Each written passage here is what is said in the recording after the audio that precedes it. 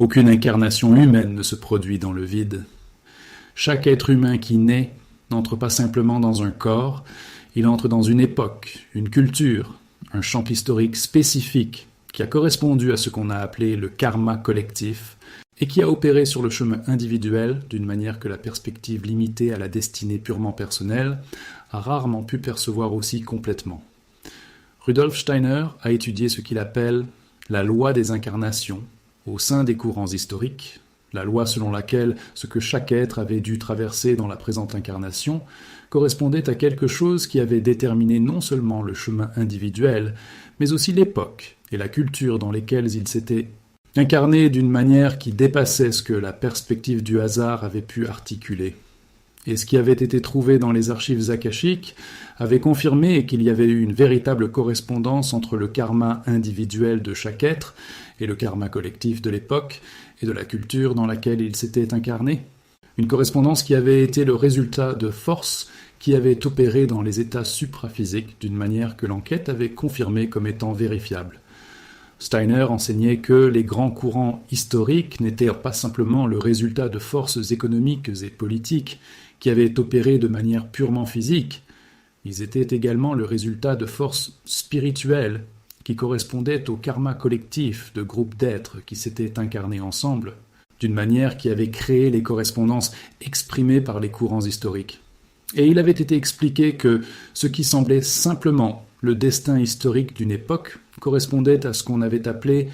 les forces des archétypes, les esprits du temps qui avaient travaillé au développement de l'humanité, au niveau des époques culturelles, d'une manière qui avait déterminé le caractère spirituel de chaque époque, d'une manière que la perspective purement historique avait rarement été capable de saisir de manière adéquate. Steiner a étudié ce qui avait été spécifique dans la manière dont le karma individuel était lié au karma collectif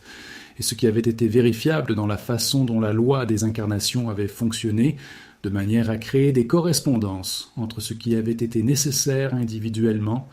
et ce qui s'était produit collectivement.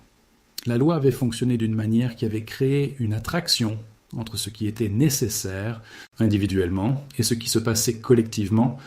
Elle avait fonctionné d'une manière analogue au magnétisme, dans lequel ce qui était nécessaire avait trouvé ce qui correspondait à ses besoins, d'une manière qui dépassait ce que le hasard pouvait expliquer.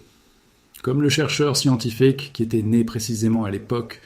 où les découvertes qu'il devait faire devaient être faites de manière à créer le champ le plus approprié pour ce qu'il fallait appeler l'état. La correspondance était le résultat de forces qui avaient agi sur les états supraphysiques d'une manière que l'enquête avait confirmée comme vérifiable. Steiner a décrit quel était le processus par lequel le soi préparait ce qu'il appelait l'incarnation dans des courants historiques spécifiques, et ce qu'il y avait de spécifique dans ce processus qui révélait quelque chose de fondamental sur la nature des forces invisibles qui avaient façonné le destin avant la naissance. Le processus avait inclus ce qu'on appelait l'orientation vers les courants historiques, le processus par lequel le soi, au cours des états supraphysiques entre les incarnations, avait développé des orientations qui avaient pointé vers les courants historiques qui avaient eu besoin de ce que le soi avait pu offrir et qui avaient rendu disponible ce que le soi avait besoin de traverser. Comme le musicien qui avait développé les capacités dont avait besoin le domaine musical d'une époque déterminée et qui avait trouvé à cette époque le domaine le plus approprié pour ce qui avait été développé et pour ce que l'État devait être appelé à traverser. L'orientation vers les courants historiques était le résultat d'une correspondance entre ce qui pouvait offrir et ce qui était nécessaire. Steiner a étudié ce qui était spécifique dans la relation entre ce qu'il appelait les missions culturelles et le destin individuel, et ce qui s'articulait sur la manière dont les êtres qui avaient entrepris des missions culturelles plus spécifiques avaient été préparés à ces missions d'une manière qui dépassait ce que la perspective d'un choix individuel au sein d'une seule incarnation avait pu exprimer. Des missions culturelles devaient se dérouler, répondu à ce qu'on avait appelé les contributions au champ spirituel collectif, qui avaient résulté de cours d'incarnation qui avaient développé ce qui avait été nécessaire pour que les contributions puissent se produire, avaient résulté de cours d'incarnation dans lesquels le soi avait progressivement développé ce qui avait dû être développé pour que la contribution spécifique puisse être apportée, et ce qui avait été vérifiable dans les archives akashiques concernant les êtres qui avaient apporté les contributions culturelles les plus significatives avait confirmé qu'il y avait eu des chemins d'incarnation qui avaient préparé les contributions, d'une manière que la perspective d'un être qui avait simplement atteint la conclusion d'apporter la contribution dans une seule incarnation était rarement capable de saisir de manière adéquate. Steiner a étudié ce qui était spécifique dans la loi de ce qu'il appelait les incarnations alternées, la loi selon laquelle les êtres avaient tendance à alterner les incarnations dans différentes cultures et dans différents sexes, d'une manière qui avait servi le développement d'une manière que le fait de rester dans la même culture et dans le même sexe avait rarement apporté la même richesse. L'alternance avait servi au développement de formes spécifiques. Elle avait créé la richesse des perspectives résultant du cheminement dans la vie de manière radicalement différente d'incarnation en incarnation, d'une manière qui avait enrichi le chemin du développement d'une manière que la permanence avait rarement atteint avec la même complétude. À l'instar de l'enquêteur qui avait traversé la même réalité sous de multiples angles d'une manière qui avait révélé ce que l'angle unique avait rarement révélé aussi complètement, l'alternance avait révélé ce que la perspective d'une seule culture ou d'un seul sexe avait rarement rendu disponible de manière aussi directe. Steiner avait expliqué que l'alternance n'avait pas été absolue. Il y avait eu des êtres qui s'étaient incarnés plus souvent dans certaines cultures que dans d'autres, d'une manière qui correspondait à ce qu'il avait appelé les affinités d'incarnation, les tendances puis à s'incarner dans certains courants culturels d'une manière qui résultait de ce qui s'était développé et de ce qu'on avait appelé l'état. Steiner a étudié quel avait été le rôle de la loi des incarnations au sein des groupes, la loi selon laquelle certains êtres avaient tendance à s'incarner ensemble d'une manière qui avait créé les groupes historiques et culturels qui s'étaient développés ensemble au fil des incarnations. Les groupes correspondaient à ce qu'on avait appelé des courants karmiques de groupes, des courants qui résultaient de ce qui avait été créé en commun au fil des incarnations d'une manière qui avait créé les connexions qui avaient conduit les êtres d'un groupe à s'incarner ensemble, d'une manière qui dépassait ce que le hasard pouvait expliquer. Et les grands mouvements culturels et spirituels de l'histoire ont souvent été le résultat de courants karmiques de groupe, d'une manière que la perspective historique conventionnelle avait rarement été capable d'articuler pleinement. Ils étaient que le résultat de groupes d'êtres liés par ce qui avait été créé en commun au fil des incarnations d'une manière qui avait trouvé son expression dans les mouvements culturels et spirituels de certaines époques. Steiner a décrit ce qu'il y avait de spécifique dans ce qu'il appelait les courants spirituels de l'histoire, les traditions d'enseignement ésotérique qui avaient traversé l'histoire d'une manière qui dépassait ce qu'une tradition particulière avait réussi à préserver au sein d'une seule incarnation culturelle, et ce qui était articulé sur la manière dont les forces invisibles avaient opéré pour que ces courants persistent à travers les âges. Les courants spirituels de l'histoire avaient persisté selon ce qu'on avait appelé les courants de la loi de la sagesse. La loi selon laquelle ce qui s'était développé spirituellement au fil des incarnations avait persisté en tant que courant dans les champs supraphysiques, des formes qui avaient fonctionné indépendamment du fait qu'il y ait eu ou non une continuité des formes externes, tout comme les courants d'eau souterrains qui avaient persisté indépendamment de ce qui s'était passé à la surface. Les courants spirituels avaient persisté dans les champs supraphysiques d'une manière qui avait continué à influencer le cours des êtres incarnés, d'une manière qui dépassait ce que la continuité des formes extérieures pouvait expliquer. Steiner a étudié quel avait été le rôle de la loi des incarnations au sein des traditions initiatiques, la loi selon laquelle les êtres qui avaient perdu les voies de développement ésotérique dans certaines traditions avaient eu tendance à retrouver ces traditions dans les incarnations ultérieures, d'une manière qui avait été développée au fil des incarnations, d'une manière qui dépassait ce que la rencontre fortuite avec une tradition d'initiation avait pu fournir. Les initiés des traditions anciennes avaient redécouvert, dans les incarnations ultérieures, ce qu'ils avaient développé dans les incarnations dans lesquelles ils avaient suivi les chemins d'initiation d'une manière qui correspondait à ce qu'on avait appelé les dispositions initiatiques qui avait résulté des incarnations d'initiation et qui était arrivé dans les incarnations suivantes comme ce qui avait facilité la rencontre avec ce qui avait été développé. Tout comme la différence entre le musicien venu à la musique pour la première fois et le musicien qui y était revenu après l'avoir développé dans des incarnations précédentes d'une manière qui avait créé les dispositions qui avaient facilité la re-rencontre. Les dispositions de l'initiation avaient facilité la re-rencontre avec ce qui avait été développé d'une manière qui dépassait ce que la perspective d'un seul commencement avait rendu possible. Steiner a étudié quel avait été l'enseignement sur la façon dont les êtres humains pouvaient percevoir quelque chose des courants historiques dans lesquels ils s'étaient incarnés d'une manière qui avait servi au développement d'une relation consciente avec leur propre destin. La perception des courants historiques correspondait à ce qu'on appelait le sens historique, la capacité de percevoir ce qui se passait dans l'état, dans les courants historiques, d'une manière qui dépassait ce qu'aurait rendu disponible la perspective purement du moment présent. Et le développement du sens historique a servi au développement de la relation consciente avec son propre destin d'une manière qui a dépassé ce que la perspective sans ce sens avait souvent réalisé. Il a servi d'une manière qui a rendu progressivement plus possible la perception de ce qu'il fallait appeler l'état dans le contexte des courants historiques dans lesquels l'être s'était incarné. Steiner avait expliqué que le développement du sens historique résultait en partie de ce qu'il appelait la vision du passé, comme quelque chose de vivant, la capacité de percevoir les courants historiques, non pas comme quelque chose qui s'était simplement produit d'une manière qui n'avait pas influencé le présent,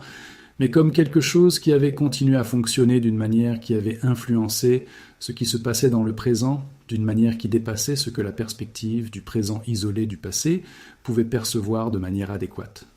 Steiner a étudié ce qu'il y avait de spécifique dans ce qu'il appelait le karma des grands personnages historiques, le karma des êtres qui avaient entrepris les missions culturelles les plus visibles et qui avaient eu les conséquences historiques les plus larges, et ce qui s'articulait sur la relation entre ce que ces êtres avaient créé et ce qui avait résulté du karma collectif des époques dans lesquelles ils avaient opéré. Les grands personnages historiques n'avaient pas simplement créé ce qu'ils avaient créé indépendamment de ce qui s'était passé dans les domaines supraphysiques pendant les états entre les incarnations. Ils étaient arrivés aux incarnations dans lesquelles ils avaient été des personnages historiques importants après des cours d'incarnation qui avaient développé ce qui avait été nécessaire pour que ce qu'ils avaient fait puisse être fait. Et ce qu'ils avaient créé avait eu des conséquences qui avaient atteint non seulement les incarnations ultérieures des êtres eux-mêmes, mais aussi le karma collectif des époques qui avaient le suivi d'une manière qui dépassait ce que toute perspective limitée à un personnage historique individuel avait pu capturer de manière adéquate. Steiner a conclu l'enseignement en observant qu'il capturait les profondeurs les plus profondes de ce qui avait été articulé sur les forces invisibles qui avaient façonné le destin humain avant la naissance, vu sous l'angle des courants historiques et du karma collectif. Les forces invisibles qui avaient façonné le destin individuel n'avaient pas agi de manière isolée. Elles avaient opéré dans un champ de force qui comprenait des courants historiques, des missions culturelles, des courants karmiques de groupe et des traditions initiatiques d'une manière qui dépassait incomparablement ce que toute perspective limitée à un destin purement individuel pouvait percevoir de manière adéquate. Et comprendre cela avait transformé la relation avec son propre destin d'une manière qui s'ajoutait à celle qui résultait de la simple compréhension de la dimension individuelle. Cela avait révélé que le chemin individuel était devenu une partie de quelque chose de beaucoup plus vaste et de plus riche en soi, sens que n'importe quelle perspective limitée à l'individu ne pourrait donner. L'être humain, qui avait compris les forces invisibles, qui avait façonné son destin avant sa naissance, tant en termes individuels qu'en termes de courants historiques dans lesquels il s'était incarné, avait eu accès à une forme de relation avec son propre destin qui avait incomparablement dépassé ce que la perspective sans cette compréhension avait souvent rendu disponible. C'est l'enseignement de Rudolf Steiner sur les forces invisibles qui façonnent le destin humain avant la naissance, dans sa 3e version, qui révèle ce que les versions précédentes n'avaient pas réalisé. Le destin individuel comme quelque chose d'enraciné dans les courants historiques et le karma collectif. La loi des incarnations au sein des courants historiques, la correspondance entre le karma individuel et ce qui se passait collectivement. des missions culturelles résultant de parcours d'incarnation qui ont développé ce qui était nécessaire à des contributions spécifiques. La loi des incarnations alternées dans des cultures et des sexes différents comme ce qui sert la richesse du développement. Les courants karmiques de groupe expliquent les grands mouvements culturels et spirituels de l'histoire, les courants spirituels de l'histoire comme ceux qui persistent dans les domaines supraphysiques indépendamment des formes extérieures. Les dispositions initiatiques comme ce qui facilite la rencontre avec ce qui a été développé dans les incarnations initiatiques précédentes. Et la révélation que le destin individuel est ancré dans quelque chose de beaucoup plus large, et que la compréhension de ce contexte plus large transforme la relation avec son propre destin d'une manière qui dépasse ce que n'importe quelle perspective limitée à l'individu avait jamais pu fournir. C'est l'enseignement que Rudolf Steiner a articulé sur les forces invisibles qui ont façonné le destin humain avant la naissance, révélé ici, pour la 3e fois, sous l'angle que l'état est toujours l'angle le plus complet et le plus conséquent de tous les angles disponibles pour comprendre pourquoi le destin de l'état est toujours ce qu'il a été. Steiner a approfondi son enseignement en étudiant ce qui était spécifique dans les forces qui avaient opéré pendant la période entre les incarnations concernant les courants historiques et ce qui était vérifiable dans la façon dont le moi s'était orienté vers des courants historiques spécifiques au cours des états supraphysiques, d'une manière qui dépassait ce qui était simplement tombé dans le karma collectif d'une époque sans avoir pris part à ce qui s'était passé. Le processus d'orientation vers les courants historiques s'était produit de manière spécifique au cours des états supraphysiques. Il avait inclus ce qu'on appelle un travail de perspective globale, le processus par lequel le moi percevait les courants historiques d'une perspective qui dépassait ce que la perspective limitée au point de vue de l'intérieur d'une incarnation avait rendu disponible. Et la perspective globale a révélé les correspondances entre ce qui devait être parcouru individuellement et ce qui devait se produire collectivement dans l'état, de manière à créer les orientations qui l'ont conduit aux courants historiques qui ont rendu disponible le champ le plus approprié pour ce qu'il fallait appeler l'état. Steiner avait expliqué que ce processus avait été d'une importance fondamentale pour comprendre les forces invisibles qui avaient façonné le destin.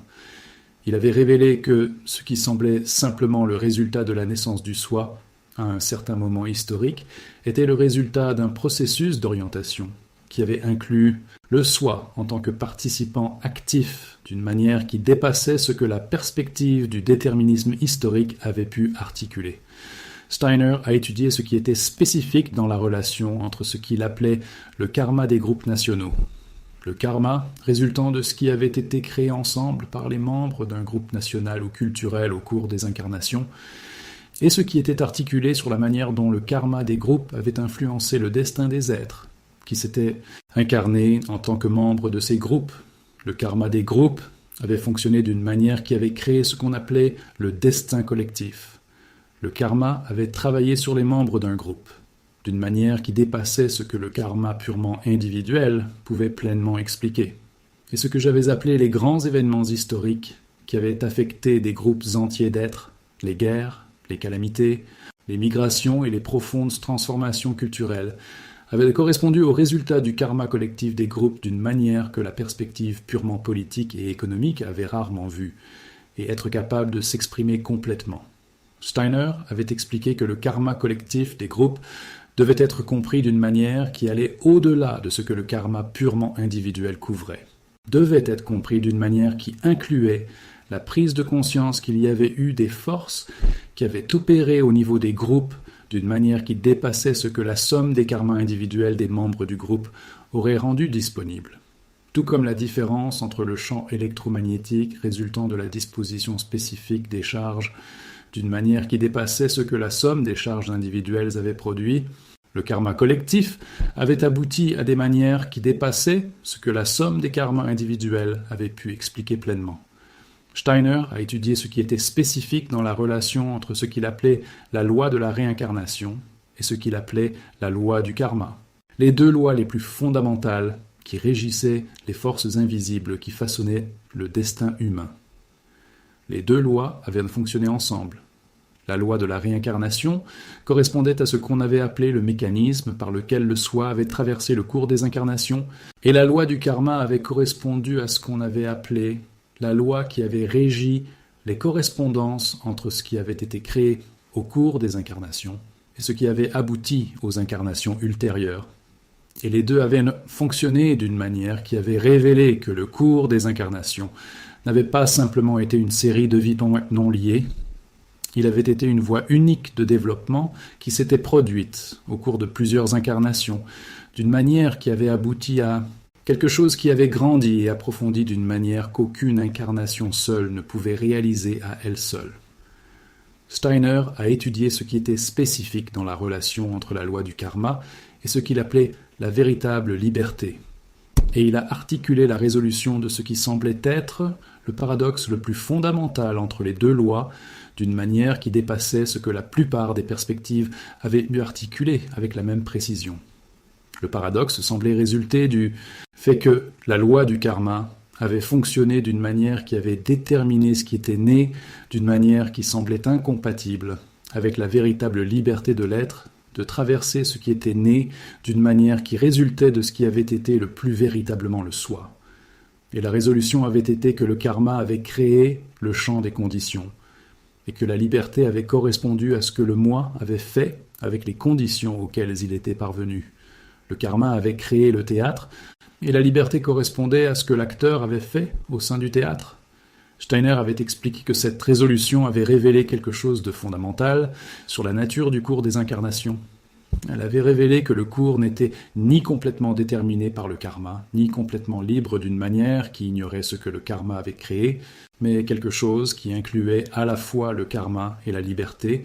d'une manière qui correspondait à ce qui avait été articulé comme la loi la plus fondamentale du développement humain dans le moment évolutif actuel. Steiner a étudié ce qui était spécifique dans le rôle de ce qu'il appelait le karma relationnel, le karma qui résultait de relations entre les êtres d'une manière qui dépassait ce que le karma purement individuel avait couvert, et ce qui était vérifiable dans la manière dont le karma relationnel opérait de manière à façonner le destin individuel de manière significative. Le karma des relations était le résultat de ce qui avait été créé entre les êtres d'une manière qui avait créé les correspondances karmiques qui avaient conduit les mêmes êtres à se rencontrer à nouveau dans des incarnations ultérieures, d'une manière qui avait fourni le champ le plus approprié pour ce qu'on allait appeler un état pour voyager ensemble. Et ce qu'il y avait d'état à appeler voyager, ensemble était le résultat à la fois de ce qui s'était créé entre les êtres, selon des modalités qui avaient dû être élaborées, et de ce qu'il y avait d'état à développer, selon des modalités que la relation avait rendues disponibles d'une manière que le chemin individuel avait rarement réalisé avec la même spécificité. Steiner a étudié ce qui était spécifique dans la relation entre le karma relationnel et ce qu'il appelait le karma de rencontre, la loi qui régissait la façon dont les rencontres avec d'autres êtres résultaient non seulement du hasard, mais de correspondances karmiques qui avaient fonctionné dans des états supraphysiques d'une manière qui avait créé des orientations, qui avait conduit les êtres les uns aux autres. Les rencontres significatives de la vie avaient été le résultat de forces qui avaient agi dans les états supraphysiques. Elles avaient été le résultat de ce qui avait été préparé dans les états supraphysiques, d'une manière qui avait créé les lignes directrices, qui avaient conduit les êtres aux rencontres qui avaient rendu disponible le champ le plus approprié pour ce que l'État devait appeler la traversée. Comme les cours d'eau qui avaient convergé en un point spécifique d'une manière qui résultait de la configuration du terrain, d'une manière qui avait créé la confluence comme quelque chose qui résultait de forces ayant opéré tout au long du parcours, les rencontres étaient le résultat de forces qui avaient opéré tout au long du parcours des incarnations, d'une manière qui avait créé la confluence à un point spécifique de la rencontre. Steiner concluait en observant qu'il devait capturer ce qu'il y avait de plus urgent et de plus profond dans tout ce qui avait été articulé sur les forces invisibles qui avaient façonné le destin humain avant la naissance, vu sous l'angle des courants historiques et du karma collectif. La compréhension des forces invisibles avait été urgente au moment actuel de l'évolution, car elle correspondait à ce qu'on avait appelé la conscience du karma, l'état dans lequel l'être avait parcouru le cours des incarnations de forme, qui incluait la conscience qu'il avait traversé quelque chose qui dépassait ce que n'importe quelle incarnation individuelle avait pu voir complètement. Et la prise de conscience du karma avait été urgente parce qu'elle avait créé les conditions de ce qu'on avait appelé le karma conscient. Un karma qui avait été créé d'une manière qui résultait de la conscience de ce qui devait être créé en tant qu'état, plutôt que d'avoir simplement été créé sans cette conscience, d'une manière qui avait rarement permis d'atteindre ce que le karma conscient avait rendu possible. La voie des incarnations a été la voie de développement la plus fondamentale accessible aux êtres humains. Et comprendre les forces invisibles qui avaient façonné le destin avant la naissance était la compréhension qui transformait la relation avec ce chemin d'une manière qui correspondait à ce que Rudolf Steiner avait révélé comme l'enseignement le plus conséquent qu'il pouvait offrir sur ce que l'État avait toujours été le fondement le plus profond de tout ce qu'il avait appelé le destin humain et les forces invisibles que l'État avait toujours façonnées. C'est l'enseignement de Rudolf Steiner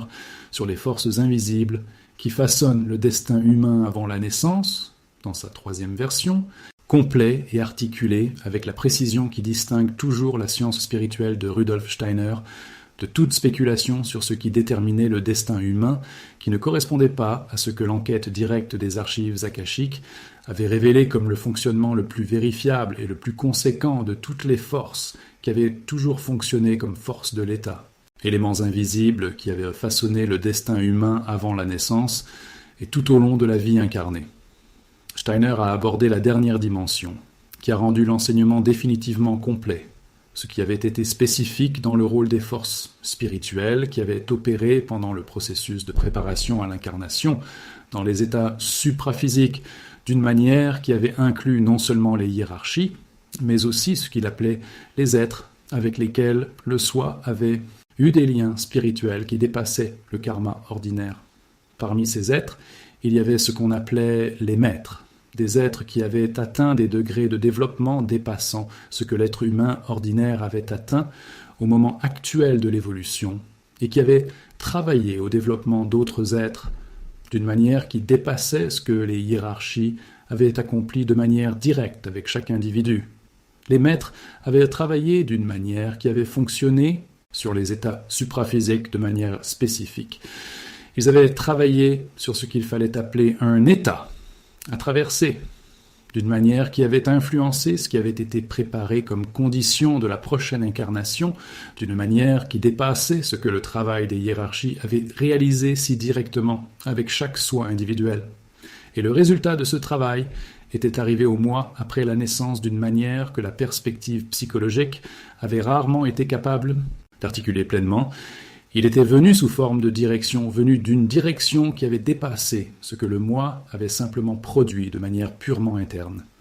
Steiner a dû articuler que les maîtres avaient travaillé au développement d'autres êtres d'une manière qui avait respecté la liberté authentique. Ils n'avaient pas déterminé ce qui s'était passé, mais avaient créé les conditions qui avaient rendu disponible le champ le plus approprié pour ce qu'on avait appelé l'état, d'une manière qui avait laissé au soi la véritable liberté de parcourir ce qu'on avait appelé d'une manière qui résultait de ce qui avait été plus authentiquement le soi. Steiner a étudié ce qui était spécifique dans la façon dont les courants spirituels d'enseignement que les maîtres avaient préservé au cours des éons de développement avaient atteint les êtres qui avaient apporté au monde les grandes innovations culturelles et spirituelles de l'histoire, ce qui était vérifiable dans la façon dont ces courants avaient fonctionné, d'une manière qui dépassait ce que n'importe quelle perspective purement humaine pourrait pleinement expliquer. Les courants spirituels étaient parvenus aux êtres innovants d'une manière qui dépassait ce que ces êtres avaient simplement créé de manière purement interne. Ils étaient venus d'une manière qui correspondait à ce qu'on avait appelé l'inspiration des sources spirituelles, d'une manière que l'enquête dans les archives akashiques avait confirmé comme étant vérifiable. Et quel a été le résultat des courants spirituels qui ont nourri le chemin du développement d'une manière qui a créé les conditions d'innovation qui ont dépassé ce que le chemin purement humain aurait fourni, sans l'influence des courants spirituels que les maîtres avaient préservés, et transmis d'une manière qui dépassait ce que les formes externes de transmission avaient réussi à capter. Steiner a étudié ce qui était spécifique dans le rôle de ce qu'il appelait la loi de la réciprocité spirituelle, la loi selon laquelle ce qui avait été reçu des courants spirituels devait être restitué au champ spirituel collectif d'une manière qui servait au développement des autres, d'une manière qui dépassait simplement ce qui avait été reçu. La loi de réciprocité avait fonctionné d'une manière qui avait créé ce qu'on avait appelé les courants de gratitude spirituelle, des courants qui résultaient de ce qui avait été restitué au champ spirituel collectif, d'une manière qui avait créé quelque chose qui avait dépassé ce qui avait simplement restitué ce qui avait été reçu, sans ce que l'être avait ajouté. Comme la différence entre l'étudiant qui avait simplement répété ce qu'il avait appris et l'étudiant qui avait développé ce qu'il avait appris d'une manière qui avait créé quelque chose qui avait dépassé ce qui avait été enseigné d'une manière qui avait enrichi le domaine d'une manière que ce qui avait été simplement répété avait rarement atteint. La loi de réciprocité avait appelé au développement de ce qui avait été reçu d'une manière qui avait créé la contribution spécifique de chaque être au champ spirituel collectif. Steiner a étudié ce qui résultait lorsqu'un être comprenait les forces invisibles qui avaient façonné son destin avant sa naissance. En termes de courant historique, de karma collectif et de courant spirituel, et ce qui avait été articulé sur la façon dont cette compréhension avait transformé la relation avec son propre chemin de développement d'une manière qui dépassait ce que la compréhension sans cette perspective plus large avait rendu disponible.